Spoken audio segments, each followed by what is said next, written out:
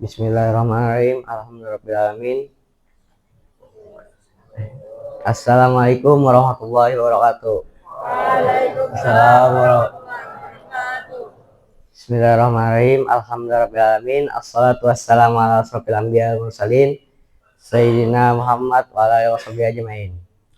Puji dan syukur atas kehadiran Allah Subhanahu wa taala yang mana telah melimpahkan rahmatnya pada kita semua. Salawat serta salam atas junjungan Nabi besar kita Nabi Muhammad SAW.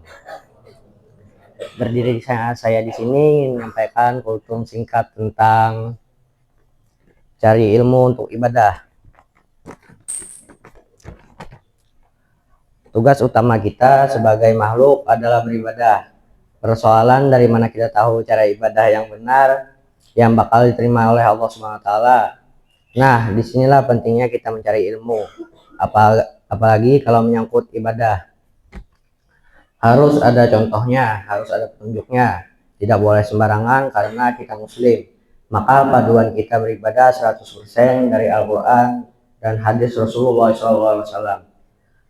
Ambil contoh misalnya sholat. Salah satu syarat sahnya sholat adalah kita harus bersih dari hadas besar dan hadas kecil. Hadas besar dibersihkan dengan mandi junub, sedangkan hadas kecil cukup dengan berwudu. Kalau kita nekat sholat sementara masih ada hadas yang menempel pada tubuh kita, tentu tidak diterima sholat kita karena syaratnya belum lengkap. Kebayangkan betapa ruginya kalau kita ibadah tapi tidak diterima gara-gara kita tidak tahu ilmunya. Padahal puncak tertinggi penciptaan manusia adalah ibadah seperti yang ada dalam ayat tersebut. Bismillahirrahmanirrahim. Wa ma khalaqnal jinna wal insa illa liya'budun. Aku tidak menciptakan jin dan manusia melainkan agar mereka beribadah kepadaku. Sementara itu yang disebut ibadah bukan hanya sholat, zakat, puasa, dan sejenisnya.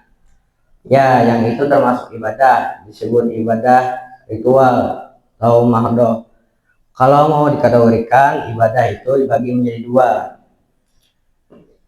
Pertama, ibadah dalam arti khusus kayak yang kita contoh tadi seperti sholat.